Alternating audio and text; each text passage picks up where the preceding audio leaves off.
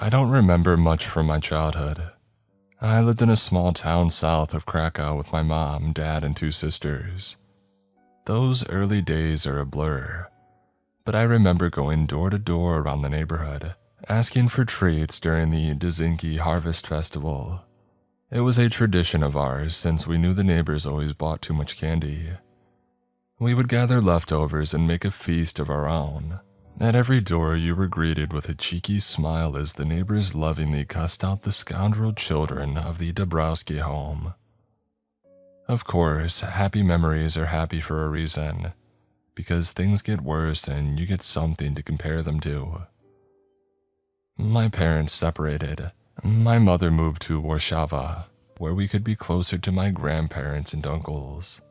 Meanwhile, my father, Jaromir, did his best to stay in our lives, but it got harder and harder.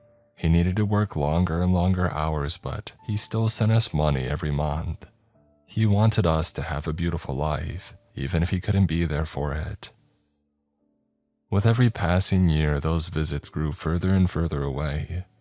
First, we lost Easter, and then Christmas, and then the birthdays. And finally, our yearly Dzinki festival meetup. And last that we heard of him, he was barely making ends meet. He wasn't sending money anymore, and over time, he disappeared into memory. My mother remarried and my sisters graduated. My older sister moved to Ljubljana while my younger went to Munich. My mother stayed in Warszawa with her new husband, but once the kids were out of the picture, she moved into her summer home up north. I love my mother dearly, but she's always had an eye for the luxurious, always planning the next trip, the next sun-baked afternoon. I stayed in Warszawa. I got myself a degree in sociology and managed to hold on to a low-ranking government job overseeing private claims. It wasn't glamorous, it was mostly being yelled at in different ways, but it paid the bills. A mind-numbing battle of making decisions, defending them, and then making them again. The year I turned 24, I got a letter from an estate lawyer. Turns out my father had passed away. This wasn't recent. According to the papers, he had passed away several years ago. Some kind of accident with farm equipment. He didn't have a proper will, and dividing the estate among his living descendants hadn't been a state priority. It got lost in a folder somewhere, and now it had floated back up. They had divided everything equally between me and my sisters. My youngest sister got his savings. My oldest got his car and valuables, and I got the house. I called the others to check who wanted to go see his grave, and nobody wanted to. They were all tangled up with their own lives and their troubles. My family were under the impression that my father had abandoned us, and this was a way for us to abandon him back. I had a different impression. I always thought that he was just working too hard. I decided I would take some time off work to collect his things and check out the property, trying to get a better idea of why he had distanced himself from us, and maybe I could get a better picture of my early life, that time where I was greeted with a smile rather than a complaint. It was a long drive. The roads out there aren't the best. It's a very small community with no more than about 250 people, most of which are wheat farmers, and there's not that much to do. There are only 2 things other than farms, a church and a store. Everything else is either too far away or too irrelevant. And going past the endless fields, I got so lulled into a rhythm that I almost missed the exit. It's so small that you can accidentally pass it by if you don't take the right turn. There are no signs. You can only recognize it from the church in the distance. I took a left turn and prayed to God the suspension would hold a little bit longer. I decided to pay the old church a visit. We had spent a lot of time there. There was plenty of parking. It was smaller than I remembered, but then again, everything looked bigger back then. There's something uneasy about coming home after so long. As I stepped out of the car, it all just came back to me. The smells, the sounds. Even if you can't put your finger on it, there's something that tickles the mind as if to remind you, this is where you belong. "Welcome," a voice called out. "Sorry about the state of things." I turned around to see a man a couple of years older than myself. He had well-combed hair and thick glasses. He was wearing a priest's garb. I had almost forgot. The village priest had been old even back when I was young. No wonder there was a new one. "I'm Father Cherniak," he continued. "Are you new in town or passing through?" "I grew up here," I said. "I'm one of the Dabrowski kids." "Sorry, I'm not familiar," he smiled. "I only came here last winter to pick up the work from Father Golick." "He lived until last winter," I asked. "Are you sure?" "Quite so," he laughed. 101 years old. "Wow, I can't believe it," I smiled. "God really does have a sense of humor." Father Cherniak showed me around. He told me his plans for refurbishing the windows, but the one thing that irked him more than anything was the doors. You see, they were gone. The church was wide open. "It's a local superstition," he sighed. "A shepherd needs his gate to tend his flock. But every time I put the doors up, somebody takes them down." "Strange," I said. "I've never heard of that before." "Really, I thought you were from the area." "Guess I've been gone too long, Father." The church looked naked in a way. No barriers. I could see the gravel that they had dragged in, forgetting to wipe their feet. Father Cherniak had tried to put up some curtains, but the wind had torn them down piece by piece. Before I left, he showed me my father's grave. It had been vandalized. The headstone had tipped over and there were no flowers. I promised myself to make it a little nicer before I left, but I didn't understand. Sure, my family wasn't perfect, but we had never been hated. This grave looked outright despised. I thanked Father Cherniak and made my way across town. I wasn't prepared for what I saw. All through town, there were these wide open houses just like the church. At first, I thought it was some kind of summer cleaning going on, but no. All doors were gone. They weren't just wide open, they were removed. I could see all the way into people's living rooms. The hustle and bustle as homeowners moved from kitchen to bedroom, talking amongst themselves. I slowed down and looked a little closer. Not a single room had a door, not even the bathrooms. A couple of them had curtains or insect nets put up, but no doors. House after house, completely open to the elements. A couple of them had welcome mats by the windows in their living rooms, as if to show if that was the way to enter. A couple of them had completely bricked their entrances where their front doors used to be, sealing it. Sure, small towns can get a bit quirky, but I had never seen anything like this. I pulled up to an all too familiar driveway and I gasped. I couldn't even recognize my home. It had been vandalized, every window broken, every door removed.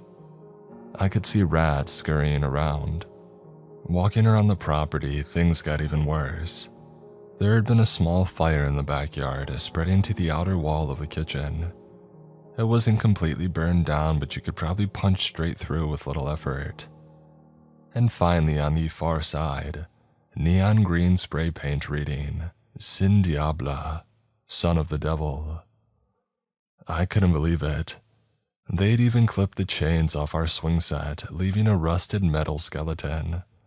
It looked like somebody had tried to start a tire fire but couldn't quite get it going. I had a hard time even picturing what it used to look like. There was this bottomless hole forming in my stomach where every smile I remembered seemed like a cruel taunt. Something must have happened, something that I had never heard of. Coming back around, I noticed a crowd of middle-aged men. They were standing just outside of the property looking over my car. I didn't recognize any of them. "You at the bank?" one of them asked. "No, I'm the Dabrowski kid," I said. "The son." "You're the son?" he spat. "You want to join him in hell, is that it?" "You know who did this?" I snapped back, pointing at the house. "Was it you?" "Could have been anyone," a man in the back added. One of them gave me a knowing smile and nodded at the graffiti. They whispered something among themselves, letting out a chuckle under their breaths. They scoffed at me and wandered off, spitting curses and sneers. Not quite the welcome I had imagined. I had initially planned on sleeping in the old house, but there was no way. Not only was it wide open, but it was a disgusting mess. I'm not going to go into detail about what they had done to the place, but I'd be lucky if I was able to give it away in its current state. I decided to spend the night sleeping in my car. I leaned the seat back and wrapped myself in a blanket, hoping that it wouldn't get too cold.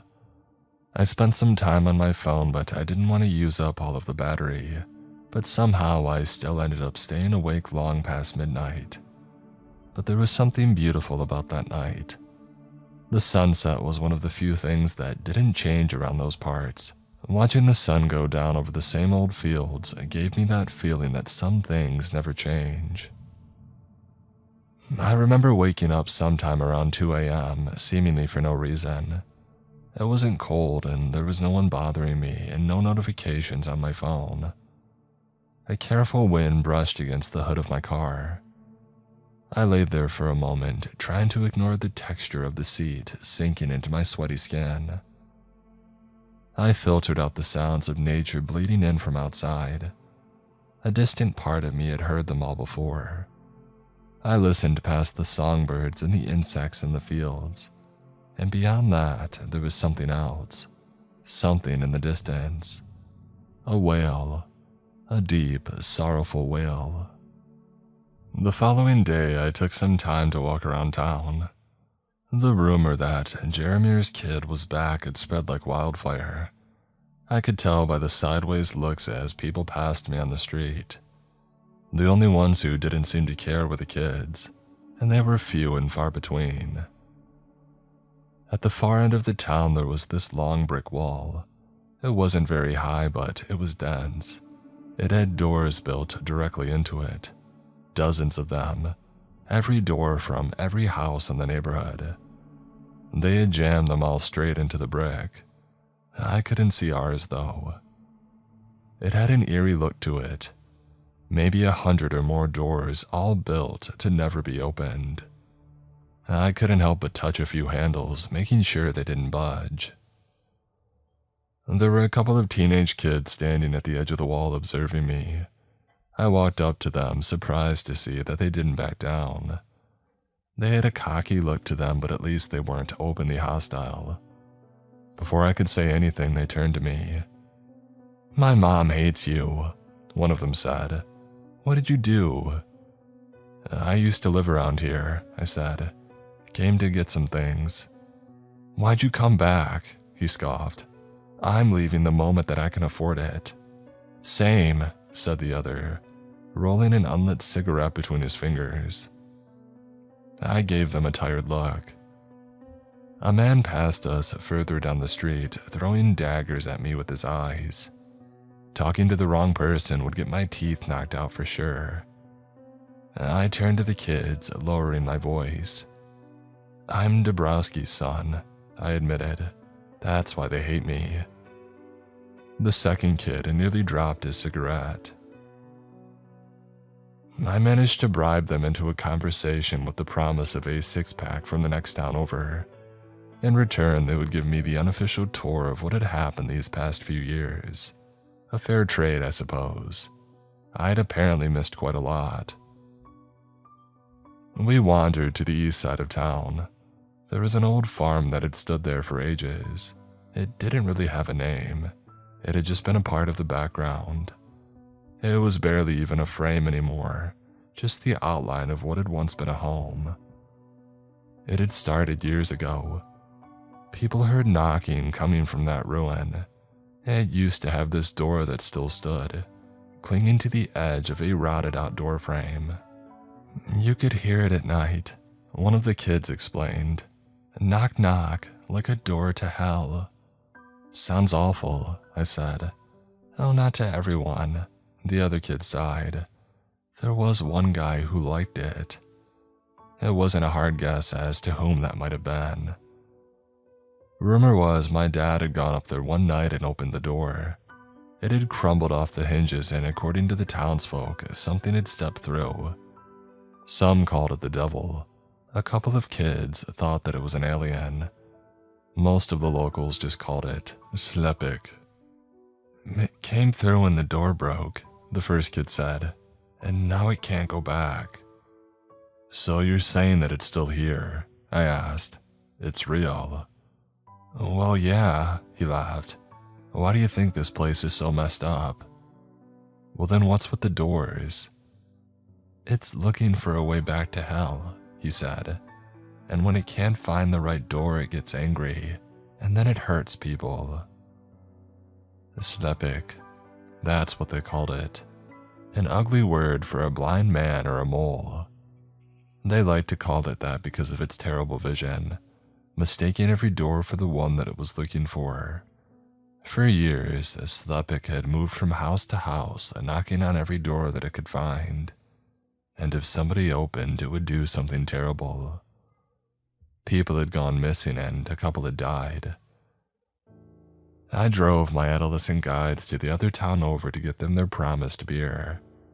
They told me all they could as we went. It felt a bit weird driving off with a couple of teenagers, but I got the impression that these two had done far worse for far less. Delinquents, but honest ones at that. At first, people had hidden in their homes, but then Slepnik had knocked until the doors broke. Then it would knock on the inner doors, and so over time people removed them. Those who didn't would get a visit at some point. With all the discarded doors, they built the brick wall, tricking Slepnik into knocking around at night. This can't be true, I said. It's absurd. It's true, the first kid said. That's why they hate your dumb dad. He let him in. But it doesn't make sense. Why don't you just pack up and leave? I'm gonna, the first kid said. I told you that. The second kid pondered the question for a while and then shrugged at his friend. He answered as if he had thought about it 100 times. Everywhere is good, but home is best. Of course he would say that. Come hell or high water, home is home. I got them their 6-pack and some fast food. I got some for myself while I was at it. It wasn't a long drive all in all, but long enough to be a bother. By the time that we got back, it was almost dark. They rushed out of the car waving a hasty goodbye. As they did, the second kid called back to me. Go see for yourself, he said. Slepnik comes out at night. He pointed down the street towards the brick wall. I nodded at them in silent thanks. I didn't believe them. I had to see this for myself. If what I had heard the previous night was any indication, Slepnik would be out somewhere after midnight, and so I went to bed early. And when I say bed, I mean sleeping in my car for the second night in a row. I was miserable. I considered leaving first thing in the morning, but there was this deep sadness in me that I couldn't shake. This was my old home. I had played in these fields.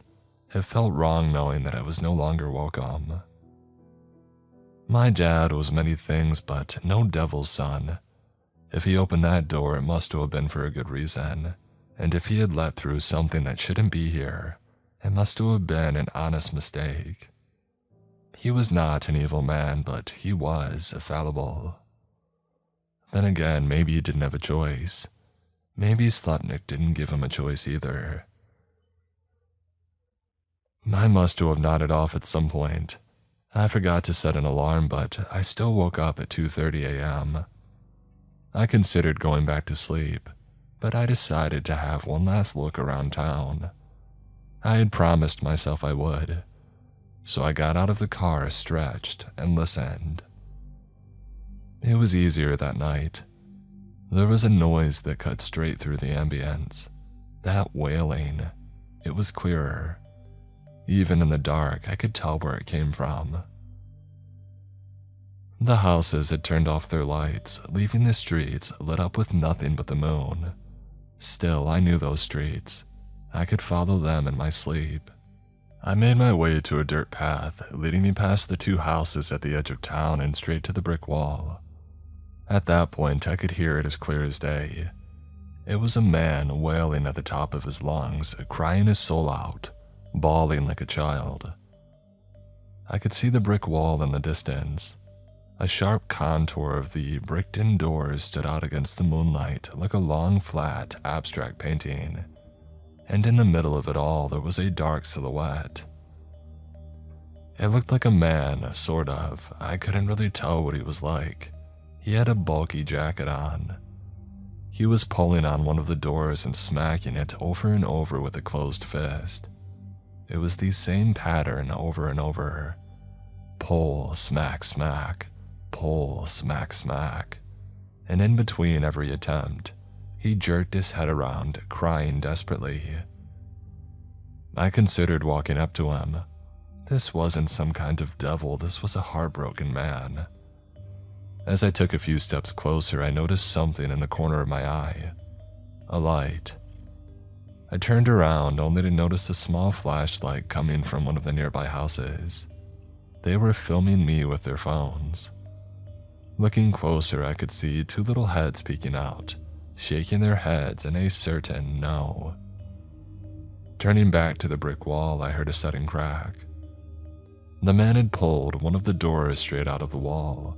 It came loose and he set it down next to him, and with one hand pushed it downward. He didn't even have a good grip, but with a single hand, he broke the door into pieces.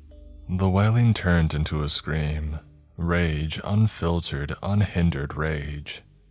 With only his fingers, he began to rip bricks straight out of the wall, tossing them around like leaves in the wind. I could hear them landing around me, kicking up tufts of grass. I backed away as the lights in the house went out. The little heads dipped away from the window. I hurried down the dirt path as I watched Slepnik climb on top of the brick wall, screaming at the top of his lungs. Even at a distance, I could tell that something was off. His proportions seemed wrong. It was hard to tell. He had wrapped himself in some kind of dark fabric, but something about him didn't look right. I didn't stop to stare. Say what you will, maybe it was just a strange man. Either way, I was looking at something dangerous. And when the locals turn to hide, you do best to follow suit. So I hurried down the dirt path, hearing his terrifying scream echo across the fields. I barely slept that night.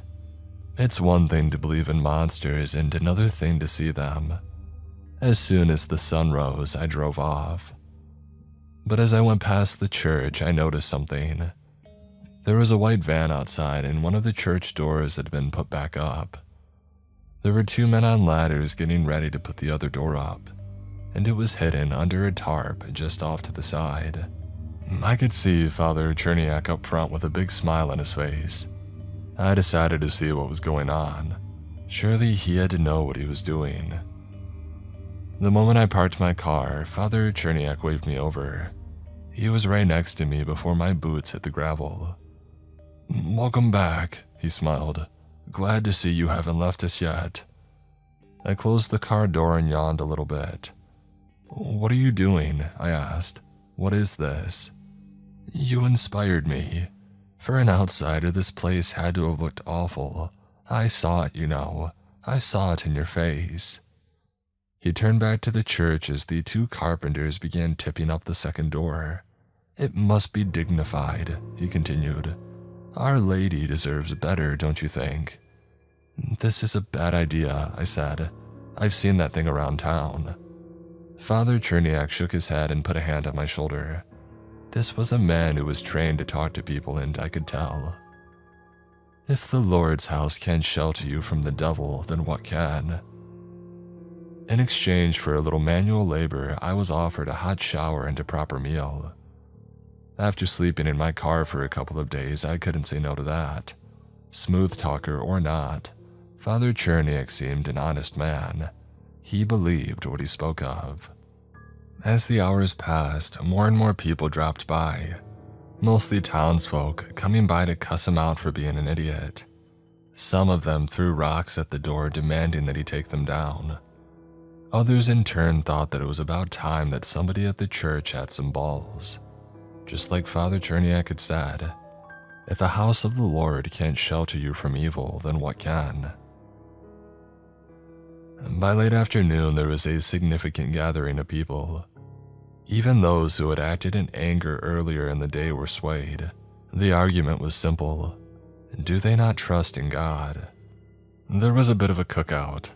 Some brought sausages or steak for dinner. I spotted the two teenagers in the crowd stealing a bit of wine from one of the elderly. I lost track of time. It felt a bit like the Harvest Festival back in the day, something that drew the town out of hiding.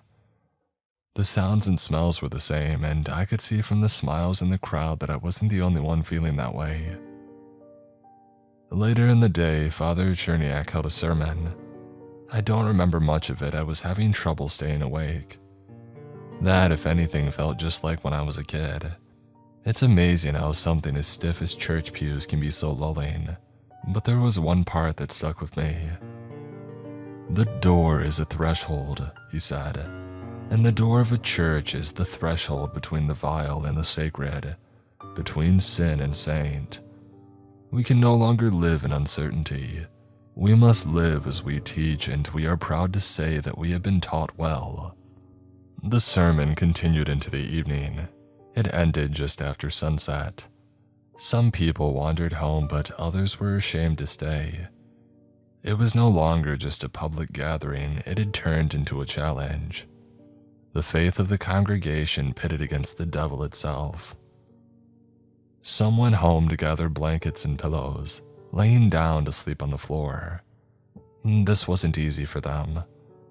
Some talked about the people who had disappeared over the years, people who had opened the door when Slepnik first came to knock. An elderly woman had gotten her neck broken. One man had been dragged out into the yard and hung from a tree. Another man had been mutilated.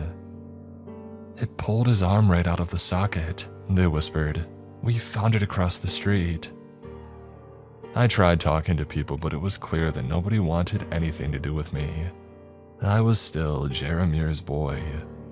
The only ones who didn't seem to mind were the two teenagers that I had talked to earlier. Later that evening, they walked up to me, probably just to piss off their parents. "Aren't you scared?" one of them asked. "Should I be?" "It's got a bloodied tooth for you," the other said. "I don't think so," I smiled. "I've only seen it once." "Yeah, but..." They quieted down, looking at one another and then back at me. I was missing something. "Your dad," they said. "Slepnik got him. Did no one tell you?" They hadn't. Turns out it wasn't malfunctioning farm equipment that had killed him years ago. It was Slepnik. My dad had been the first victim on the list. Most of the villagers had considered this a sinner getting his just reward. Others figured that if you play stupid games, you win stupid prizes. They had found him tangled in the swing set, his body broken and mangled. The kids left me alone with my thoughts for a while. They could tell that I wasn't all there. It was one thing to have him dead, but to die in such a horrifying way was unthinkable. I could barely picture him in my mind, and now there was a new image vying for my attention. Rattling chains, dripping blood. But there wasn't much time to think. As the clock passed midnight, someone came knocking. The church fell silent. Something pulled on the handles, 2 smacks, a pull on the handle again. These doors were massive and the hinges had just been reinforced, but I could still see them struggle. Father Cherniak took a deep breath. As the congregation fell silent, he spoke aloud. "This is no place for sons of sin," he said. "There is nothing for you to corrupt." It all stopped. We all breathed a sigh of relief, but the two teenagers didn't look too convinced. They had huddled up on the far side of the church. There was an emergency exit in one of the side rooms. The door moved again, this time with more determination. The handles were pulled even harder, and the smacking made the entire slab of wood crackle like a sinking ship. And then the wailing, the loud and desperate wailing. As soon as I heard it, I could see the color drain from the congregation's faces. The door was pulled back and forth, back and forth. The chandelier started to shake. "The door is coming down," somebody called out. "It's coming down now." Father Cherniak tried to calm them, but it was too late. People flooded the rear exit of the church trying to get away. I was pushed aside without much thought. If the Dabrowski kid bit the bullet, all the better as far as these people were concerned. "There is no sin in the house of the Lord," Father Cherniak yelled. "There is no sin. The devil can laugh and jeer as much as he likes, but there is no place for his evil." But thoughtful words can't stop a broken door. Slepnik wasn't deterred. The doors came down, and there was a pause in the air as they fell. The air swept through the room, blowing out most of the candles along the pews. As the doors hit the ground, the crowd panicked. Most of them were already on their way out. People screamed, others cursed. I was in the far back of the crowd, and it was clear that I was never going to make it out without being crushed. I settled instead for hiding among the front pews, hoping that the darkness would shield me. I could barely see Slepnik in the flickering candlelight. His right arm had grown out of his shoulder blade, and his left arm was so long that it scraped against the floor. He had a sort of hunchback pose, but there was something that kept moving on his back, fluttering like a shivering membrane. He wasn't wearing a coat, he just wasn't human. He looked like something vaguely trying to resemble a human. Even Father Cherniak ran, hiding behind the altar. Slepnik rushed through the room in a messy gallop, knocking over pews as he went. They didn't even slow him down. When he got to the side room, people had already run screaming out into the night. Slepnik couldn't catch them. Instead, he settled on throwing things across the room, tearing down whatever he could reach, and breaking whatever he could lay his hands on. His wailing had turned to rage, and he was out of control. I was laying flat on my stomach, crawling away. Father Cherniak wasn't so lucky. Just like Slepnik had done with the brick wall, he climbed up on the altar, and from there he could see the priest. I don't like to recall what I saw. It's unworthy to make a spectacle of tragedy. But Slepnik didn't care for titles or words. He didn't care about anything. He picked Father up with a single arm, holding him outstretched in front of him like a child considering an unfamiliar vegetable. Father Cherniak tried his best. In between desperate cries, he said the most powerful words that he knew. He compelled, he demanded, and when nothing seemed to work, he begged and prayed. And then Slepnik unhinged his jaw like a snake. The screaming stopped with a snap as a spray of blood shot out. Something thumped against the altar and rolled onto the wooden floor. A pair of glasses clattered against the ground. Slepnik spat and coughed, picking tufts of hair from his teeth. He let the body slip from his grip, drooping unceremoniously to the red carpet. I remember crawling. I crawled as quietly and carefully as I could. Speknik was big, but his footsteps were light, like he was tiptoeing everywhere that he went. I didn't notice that he was behind me until his shadow drowned me. I rolled around only to see his vast shape towering over me. He must have seen me. There were still a couple of candles. For a moment I saw his face, a half-made gray thing with black, inward-leaning concave eyes, a faint shimmer like scales from a fish, a human mouth with an extra mandible, a twitching nose adjusting to the smell of burnt wax and blood. Viscera still dripped from his strange lips. And then he grabbed me, carefully, slowly. I closed my eyes as I was pulled in closer. He looked at me. He looked close. I could feel the heat of his mouth. Perhaps I would be tastier. And then he made a noise. I can't put my finger on what kind of noise it was, but I had never heard it before. A squeal, perhaps. A confused rattle. He put me back down. I opened my eyes as those large black eyes turned away from me. He was leaving. His rage subsided. As he dragged his long arm across the floor, his wailing bubbled back up. But it wasn't as desperate. It was confused. The effects of the attack was immediate. Some went to get their hunting gear, others were blaming the priest, saying that he wasn't holy enough. Others were leaving town entirely. After all, if God couldn't save them, they had to save themselves. I made my way back to my father's home. There was so much that he had never told me, and it was too late to ask. I had no idea what kind of mess he had been wrapped up in, but I couldn't stand by and wait for it to blow over. If this was his fault, if all of this was his fault, I would gladly join the others to spit at his name. But I couldn't do it without knowing for sure. I had to be sure. I went room by room, pulling out drawers and kicking over boxes. I threw around moth-eaten clothes, I tipped the bed. I dragged down the wardrobe, crashing it onto the wooden floor, hoping that I could find something, anything to answer my questions. Finally, I ran out into the backyard. I saw the stains on the swing set. I remember him pushing me on it, making the chains creak as I went higher and higher. But now that noise meant something else, something dark. An image of a broken man wrapped in a forgotten toy. I don't know how long I went berserk on that house, but I remember finally just taking a swing at it. As I mentioned, a part of the kitchen had burned. You could punch right through it. So I did. Turns out, there is a secret panel beneath the kitchen sink. I didn't register it at first. I just thought that I had hit a second, harder wall. But as I calmed down and looked a little bit closer, I realized it was a small compartment under the sink. I had punched right through from the outside.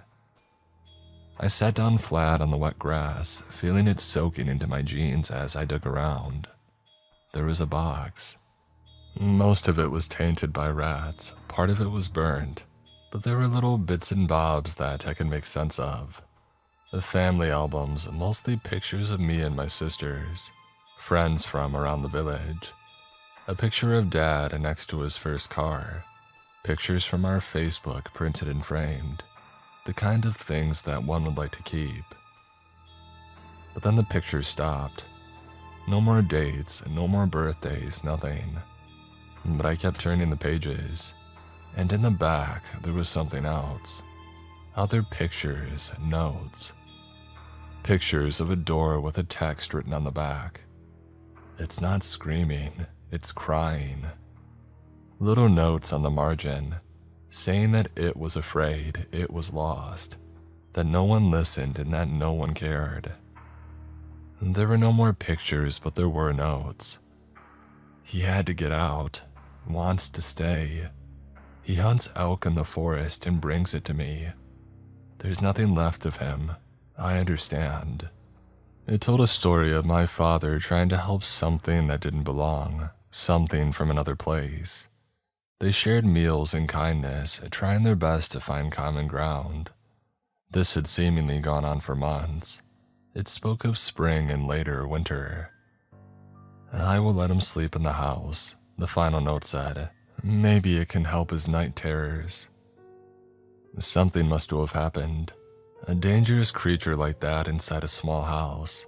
Maybe there was an accident, a misunderstanding. Maybe it strung him up by the chains to make him look alive, like a puppet. Either way, I was close to an answer. Maybe I was looking more like my father than I had realized. Looking back at it, I felt like a sleepwalker. I wasn't thinking clearly. Maybe it was the adrenaline. I walked around in a daze, making my way back into town. It was quieter now, many had rushed to their cars. I followed the dirt road back to the brick wall and I found him, Slepnik, wailing weakly, tapping against the bricked-in doors, pulling a little on a handle, hoping against hope that something would happen. He wasn't angry when I approached, he was confused. I had to make him understand, to see the truth of things. So, despite everything that I had seen and everything that I heard, I decided to trust my instinct. My father had made many mistakes, but he was no fool. His mistakes were honest. So if this was a mistake, I prayed to God it would be an honest one. "Follow me," I said. "This way." Slepnik had featherlight steps. I could still hear commotion around town, but it was all swallowed by that soft wailing. Slepnik couldn't stop himself. We made our way to the cemetery, to the overturned headstone and the overgrown lot. I tapped the ground, looked at this creature, and said it as simple as I could. "Here," I said. "Father." Perhaps it understood me. Perhaps it didn't. But it could rip out handfuls of dirt like it was nothing, and it did. It took a long time, but not as long as it should have. My dad had not been buried deep or well. Just as nobody had cared for his funeral, nobody had cared about his resting place. It didn't take long for Slepnik to make his way down, and as his hands hit the casket, I looked down to a curious sight. You see, my father had died poor, so poor that they hadn't put much effort into his casket. It was more like a box and the lid looked familiar. And looking a little closer, I realized that it was a door, the actual front door of our house.